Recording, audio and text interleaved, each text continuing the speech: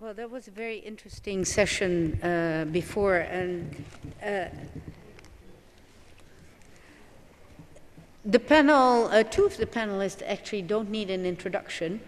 One has already been on the panel, two have already been on the panel, including Colonel Afra, and Kathleen Kuehnast, on the other hand. The one who has not been introduced formally at this conference is Ahmed Hamli, and he is actually the reason why we are all here.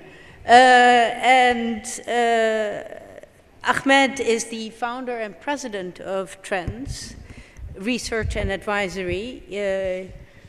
He has served in the Dubai police force before starting his studies in public law and getting his PhD in the UK, and is now an entrepreneur in terms of research and engagement with government and civil society. And Ahmed, I'm so delighted to have this partnership with you and with Trends.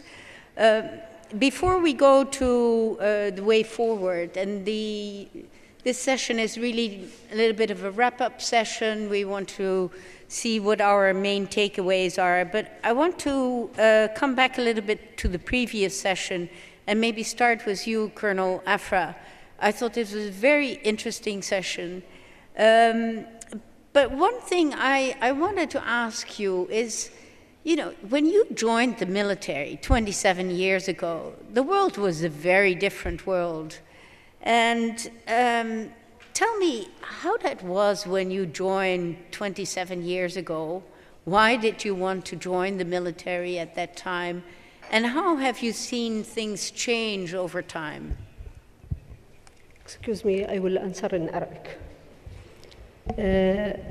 سنة 1990 طبعاً بعد تخرجي من جامعة الإمارات تخصصي فلسفة، شفت إعلان في الجريدة، جريدة الاتحاد، أن يبغون يفتحون مدرسة عسكرية نسائية في أبوظبي. أنا في دبي. شفت الرقم وحاولت أتصل عليه فقالوا لي أوكي سجلنا اسمك. ما سدني، جيت من دبي لأبوظبي على جمعية المرأة النسائية، لأن جمعية المرأة الظبيانية سوري، لأن كان مكتب التسجيل فاتحينه هذيك الفترة الزمنية هناك. سألتهم اسمي موجود؟ فقالوا لي أنت مسجلة؟ قلت لهم نعم. يوم شيكوت لقوا الاسم موجود، فحددوا لنا طبعا متى بيكون التجنيد والمقابلات. والمقابلات طبعا في بداية عهدنا كانت في جمعية المرأة النسائية في الشارجة، وقابلنا، وكنت أنا الجامعية الوحيدة من الإمارات الشمالية، فكانوا شوي يحاولون بقدر المستطاع يقولوا لي تراك أنت بتشتغلين في المدرسة. قلت لهم أشتغل في المدرسة ولا أي مكان أنا ما عندي مشكلة. طبعا في هذيك الفترة الزمنية اللي هي رافضين كيف بتصيرين تشتغلين في مجال عسكري. حاولت بقدر المستطاع لا نحن بنشتغل إداريات وما شابه ذلك على أساس أنه يقتنعون بالموضوع. دخلت المدرسة، تدربت فيها. كان طبعا لأن فعلا نحن كنا نتكلم أن التدريب العسكري صعب، التدريب العسكري صعب، التعامل ويا المدربين متعب. وطبعا لأن البداية فكانوا عندنا مدربات أجانب. يمكن الناس يتساءلون يقولون بداية عهد المدرسة وين يو المدربين؟ لا، كانوا عندنا فئة من المدربات من العنصر النسائي، هم أول ناس دربونا نحن، وعلى طول نحن تدربنا عشان ندرب الأجيال اللي بعدنا. كانت في البداية الفترة صعبة جدا، كيف نحن بنتأقلم، كيف نحن ما نقدر نتواصل ويا أهلنا فترة الحجز. لكن لأن كانت عندنا إرادة وكنا نحن محطين في بالنا نبغي ندخل هالمجال، فهذا خلق نوع من التحدي إن لازم نحن نستمر عشان نتخرج. فعلا تخرجنا، نحن كنا في الدورة 3 جامعيات، 2 من أبوظبي وأنا الوحيدة من الإمارات الشمالية من دبي. تخرجنا من الدورة، زميلاتي الهنتين ما استمريت أنا. فطبعا واجهت مشكلة أن كيف أنا بحصل على رتبة عسكرية جامعية والباقيين كلهم مستويات مختلفة. آخر شيء قالوا بنعطيها رتبة مرشح لين يجينا القرار شو الرتبة اللي بتحصلها. عانيت من نفس المشكلة لين يا القرار عقب فترة زمنية وما شاء الله مو بقصيرة شو الرتبة اللي أنا أعطيها، لأن في هذيك الفترة الزمنية الشاب اللي يتخرج جامعي يعطوني يا ملازم أول يا نقيب، وعادة أغلبيتهم يعطونهم نقيب، لكن عنصر نسائي احتاروا شو الرتبة اللي نعطيها إياها. فخلال هاي الفترة أرسلت إلى قبل ما تطلع زميلتي اللي كانت وياي، طلعت وحدة من 3 الجامعات تمينا هنتين، سرنا بريطانيا عشان ندخل الكلية الملكية البريطانية سانتيرس. كنا في أجواء حرب الخليج، فطبعا الكل عارف الأحداث كيف كانت في هذه الفترة الزمنية. ما قدرنا نستمر، رجعنا. زميلتي على طول قدمت استقالتها، تميت أنا. شو الرتبة اللي نعطيها؟ شو الرتبة؟ لين من 91 لين 94 آخر شيء يا مرسوم بترفيعي لأكون أول ضابط عنصر نسائي، ولله الحمد. وهاي البداية. Let me change, and I want to come back to you on some of the challenges that were asked you. But throughout the panels here, we've heard a lot about the importance of leadership. And of course, the leadership here in the UAE is very much in favor and is pushing gender equality. I want to ask you, Ahmed, so here in the UAE, the leadership is really on board, but what about the population? Has this been an issue that has been bought in by all people in the UAE? First of all, let me just say a few words about the conference. I'd like to thank Her Highness Sheikh Fatima bint Mubarak for having this conference under her patronage. And she made it clear in her speech that presented by Sheikh Nahyan bin Mubarak that women needs to have more role in peace and security. She emphasized that women need to be enabled and empowered in peace and security. And she is expecting from us now to give good recommendation to have a platform for women where she can unlock her potential. And I think now this is our roles to embark on such project. And also I'd like to extend my thanks to our participants here, our speakers, who I really enjoyed the discussion. They really made it clear that how the agenda was established and started in the United Nations, and our role here as civil society, what civil society could do as well. So returning to your question about government initiative and government support, it's really important. I agree that government should support these projects, and the topic of women is a really important topic, especially in peace and security. But also we need to have civil society pushing forward this agenda, civil society that gives more credibility to the subject, and civil society which represent women in society and men as well. It is not a women issue, it is an issue for men and women. So peace and security, men and women having gender balance will promote prosperity and will also promote security and peace. I think it is indeed important civil society to get, the population as a whole on board in terms of gender equality, and also, having these gender norms change. There has been talk about the UAE developing a national action plan. And yesterday in the press conference that we had, one of the women of the General Women's Union said that the UAE was sort of debating whether they should have a special national action plan on the women, peace and security agenda, or whether they should be folded in to a broader gender policy. And I want to ask Kathleen. Kathleen, you've been present at the creation of the US action plan that took some work to get that US action plan done, despite the fact that we also had a leadership that was in principle in favor of this. Can you, first I want to ask you, you know, the importance of civil society in pushing forward this agenda, and particular for a national action plan. And then I want to ask you about what advice would you give to the UAE in terms of having a separate WPS action plan, or fold this into a more general? Well, that's a challenging set of questions. I'll do my very best.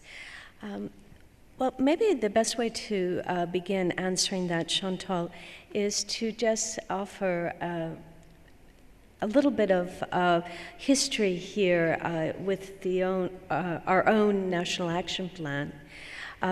It wasn't always considered inevitable in the United States that we would have a Women, Peace, and Security Action Plan. And in fact, in 2009, people thought it would be next to impossible. You may be aware that we've yet to pass the IVAWA law.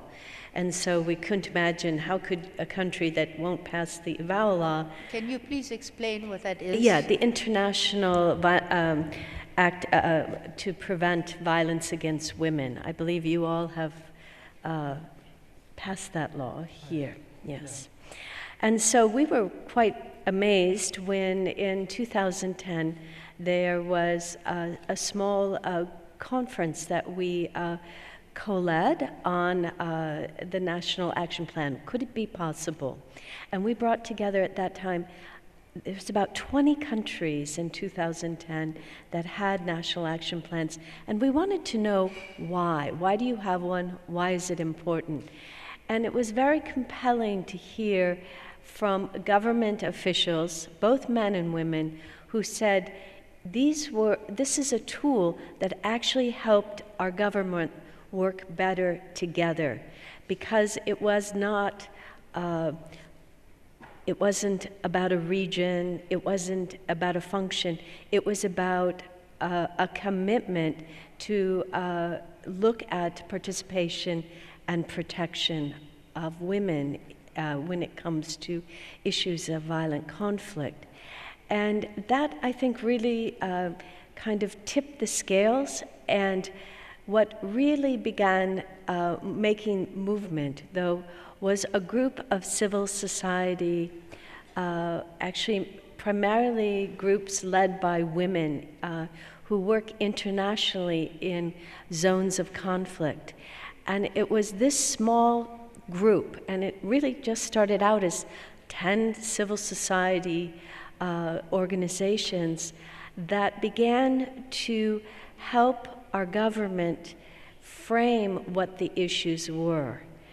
And I can tell you it's now been 7 years, and that group is now 37 non-governmental organizations, and they have played a great role in helping more or less educate, if you will, our government about why this is important. So when I think about a national action plan, which is led by the government, it is a great support to the government, though, to have civil society that is on the ground, because you all are doing great development work around the world. You have been engaged in helping people who are in conflict settings. And you all are the people who can help give guidance, information to your government on what needs to be included in a national action plan.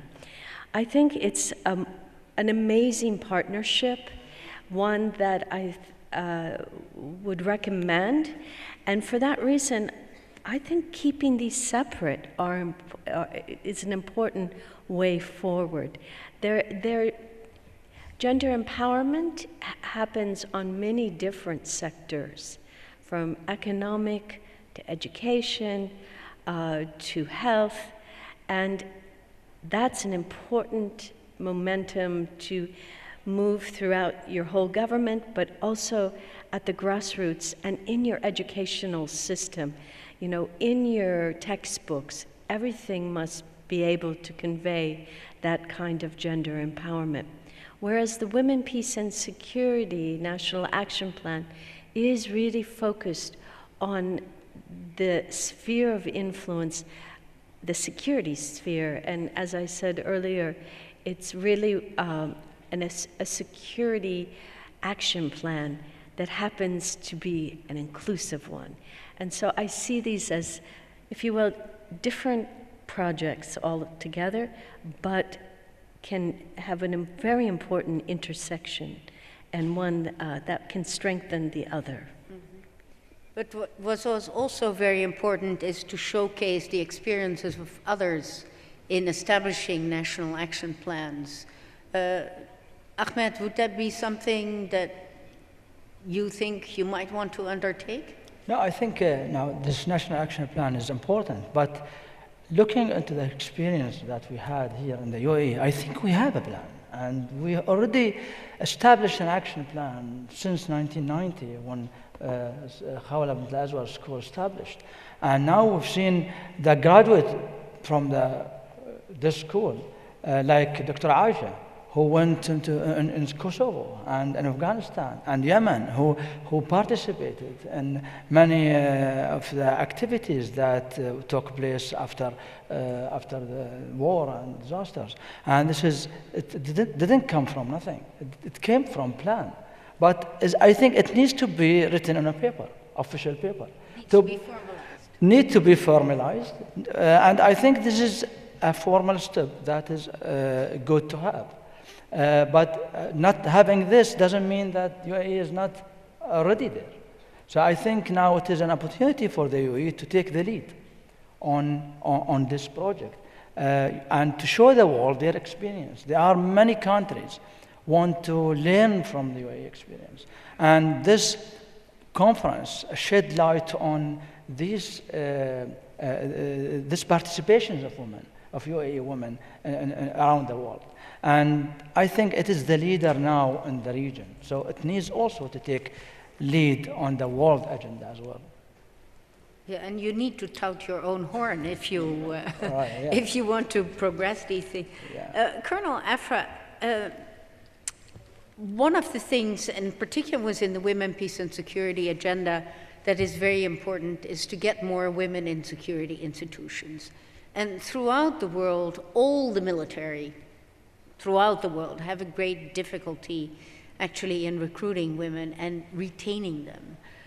Do you have any problems like that in the UAE? I mean, what is the percentage of women in the military forces currently?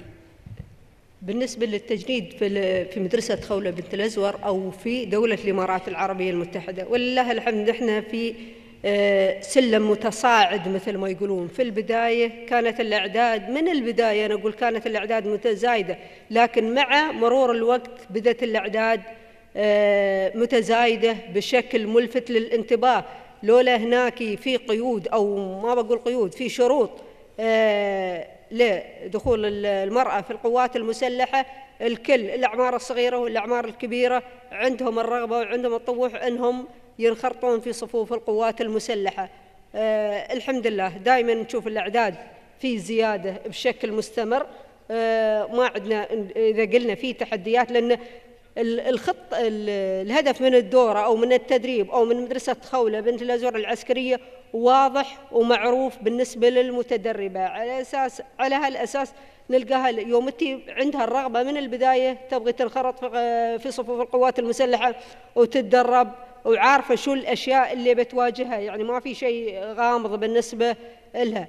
فالأعداد مثل ما قلت في تزايد مستمر. يمكن كانت في البداية تعقد دورة، زادوا صاروا على دورتين، صاروا على 3. أنا أتكلم عن دورات المستجدات. أنا قلت من ساعة في كلامي عندنا نحن أكثر من 15 دورة مختلفة، لأن في المدرسة تعقد من دورة المستجدات إضافة إلى الدورات الإلزامية اللي تأهل للترفيع.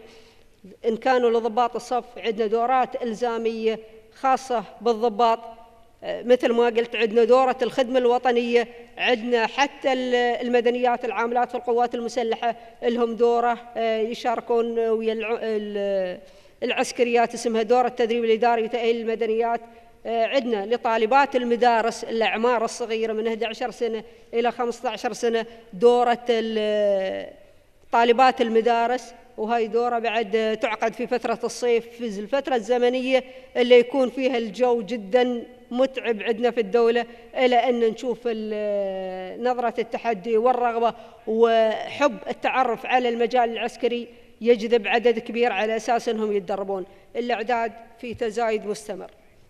What is the percentage of women in the armed forces? نحن عندنا أرقام كبيرة، ما عندنا يمكن أنا ما أقدر أقول تقريبا، يعني ممكن يكون تقريبا اليوم عندنا فوق 65%، لأن أغلب المكاتب يمكن نحن نشوف رجال اشتغل إضافة إلى هنتين من العنصر النسائي يشاركون في نفس المكتب أو يشاركون في نفس العمل. Okay.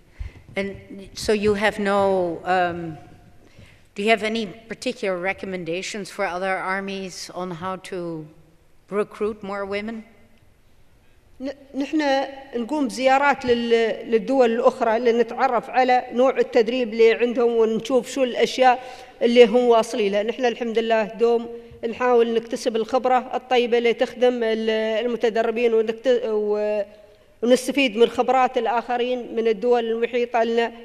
زرنا عدة دول، منها يمكن نقول الأردن، زرنا المملكة المتحدة البريطانية، زرنا أمريكا، يعني دول كثيرة، يمكن المغرب، زرنا سوريا سابقا، طبعا زرنا دول كثيرة في تواريخ سابقا من بداية تأسيس المدرسة، عشان نعرف شو المستوى اللي نحن نوصل له وشو اللي نطور عمارنا عشان نوصل له، ولله الحمد في مسار صحيح. Okay, thank you and congratulations on that.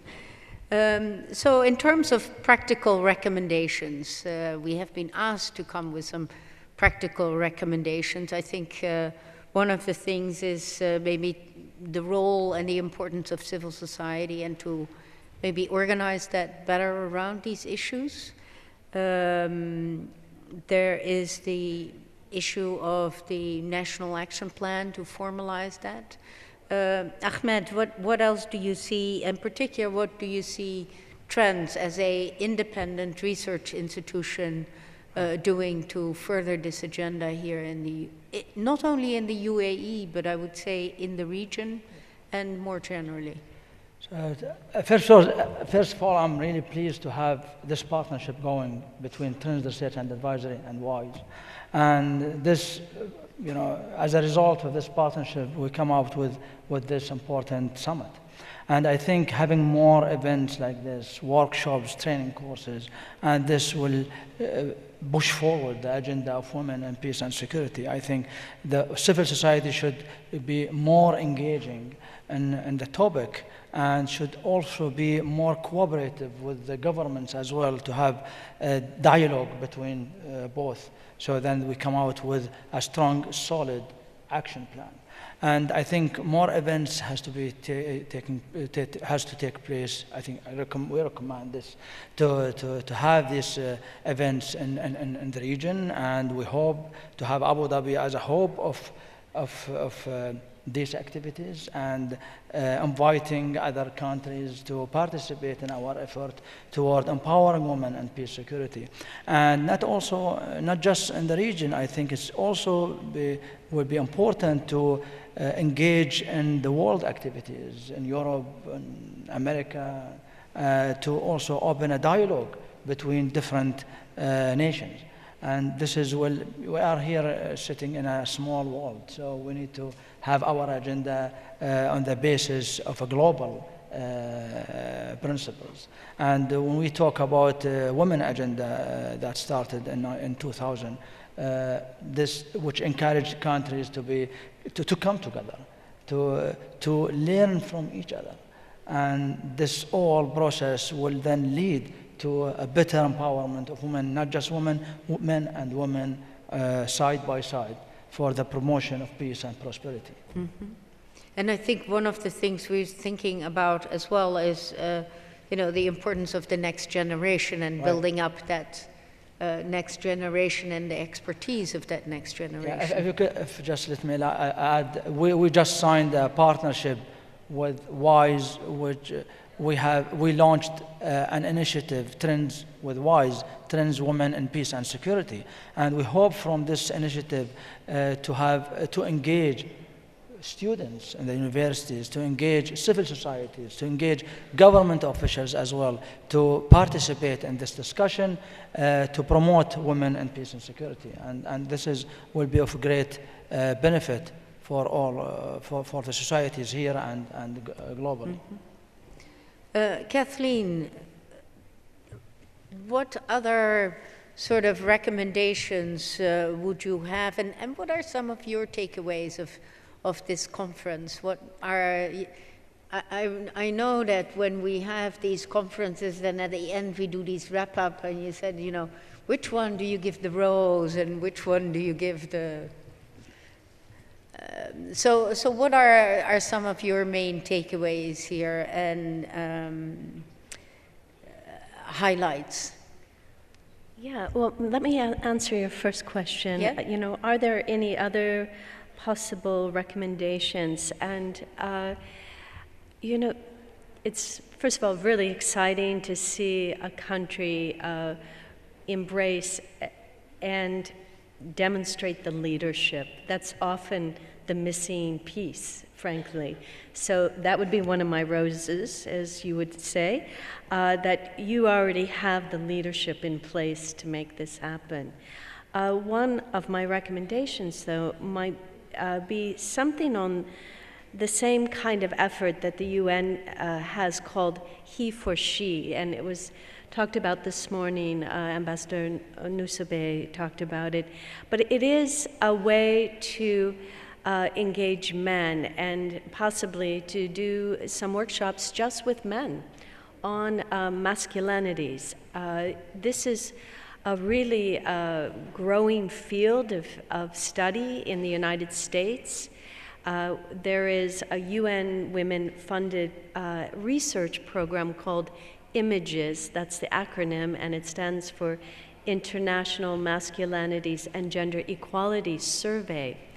And this survey has been given to 30 different countries, both countries that are in a violent conflict and also not in violent conflict.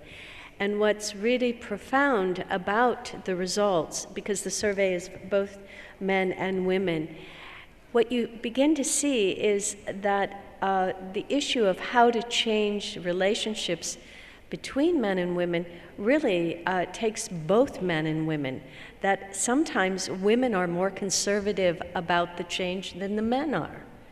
And I think we can't just assume that women are somehow the advocates and men are not. In many of these countries, men are in full support of women's change, and it's the women who are not sure they want to change. So anyway, these surveys are very useful, and in fact, they just finished a survey in Lebanon. It was fascinating to understand even the difference between young men and older men, but to begin to see where your opportunities in a society are, where you have people with you and where the gap is, so to speak, because then you can more astutely target education and training opportunities. Because right now we're making a lot of assumptions, but a survey really helps broaden your research base, and so you can move forward based on actual good information, so to speak. But in terms of today, I again, the beginning sessions where the Sheikh and other members of the government spoke to their commitment, that was just quite a highlight for me. And as I mentioned, I have been following the UAE for the last 6 years of my career because of this relationship we have had with the Sheikh Fatima. And so to kind of be able to come into your world and be so graciously accepted and be a part of today, it's just been really such a fulfilling part of my last 5 years, I will say. So I appreciate it very much.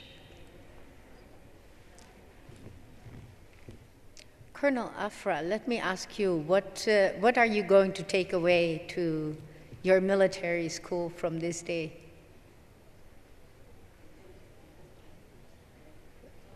طبعا المجال العسكري له بصمة كبيرة في حياتي أنا بقول، لأن فعلا أنك أنت عشان تتغير من أجواء مدنية إلى أجواء عسكرية، لك أنت وللناس كلهم اللي ينتسبون للقوات المسلحة من عنصر النسائي، أكيد نظرة التحدي اللي أنت تزرعها فيك، أنت كيف ممكن تتغير من إلى مو بس من الصبغة المدنية أو الصفة المدنية إلى الصفة العسكرية، كيف تطلع القدرات القيادية الموجودة فيك أنت كإنسان تقدر تتواجه ويا المجتمع، كيف أنك أنت تقدر تتعامل ويا الجنس الآخر اللي هو الرجل، أنك أنت تكون في مستواه أو تكون أنت مسؤول عنه. إذا كنت في مجال مدني يمكن تكون الأمور نوعاً ما أسهل أو فيها مرونة، لكن إذا توصل إلى مستوى الأجواء العسكرية فيها الأمر، طبيعة البشر يرفضون الأمر فيحسوه شوي يمكن قوي عليهم، لكن إذا كنت أنت عندك القدرة، عندك الإمكانيات، الكاريزما اللي تمكنك أنت كيف تتعامل مع هاي الأمور، تقدر أنت تتعامل وياها بأريحية وتقدر أنت تكون صاحب القرار فيها. Ahmed, I must say I'm as delighted as you are with this partnership with Trends, and I think we have our work cut out for us. There are lots of things to do, both on the research side in terms of training next generation. We have not talked too much about the media, but I was talking with one of your non-resident fellows, and she was telling me, you know, the media has to be engaged on this issue, and so that is maybe something to think about as well. And I want to give you the last word and your last impressions, and then maybe give you also the last word to thank our audience.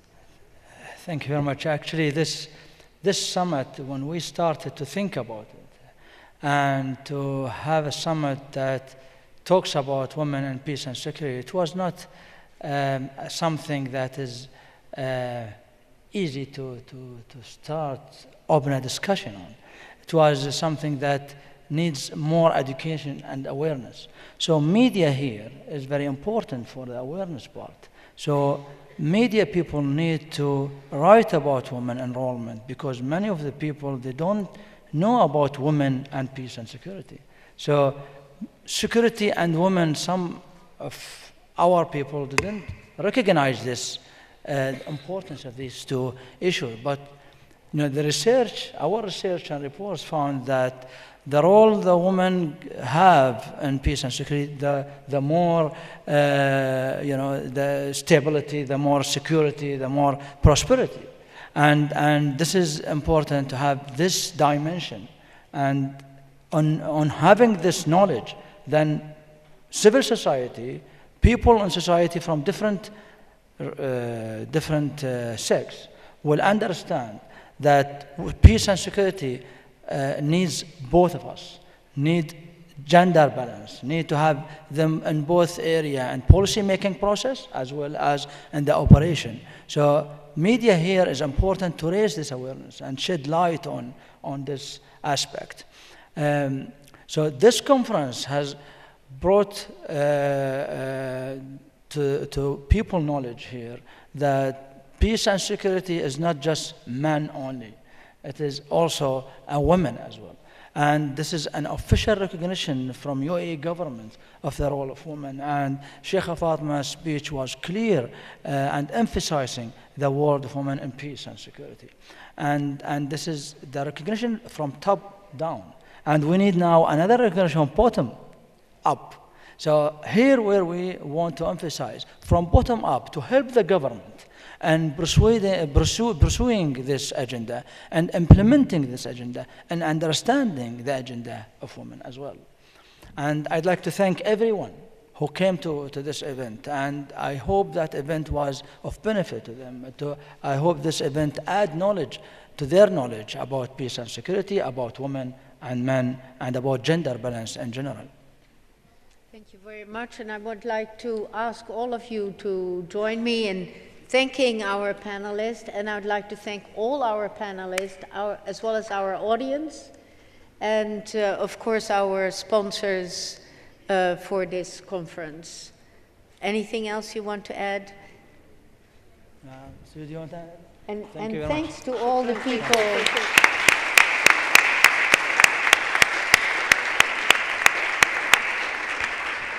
A very special thanks to all the people who do all the work.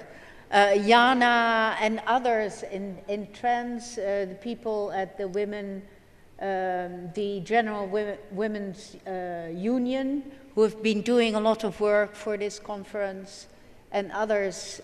You're often forgotten, but you're in our minds, and we'd like to thank you. And one round of applause for all of you.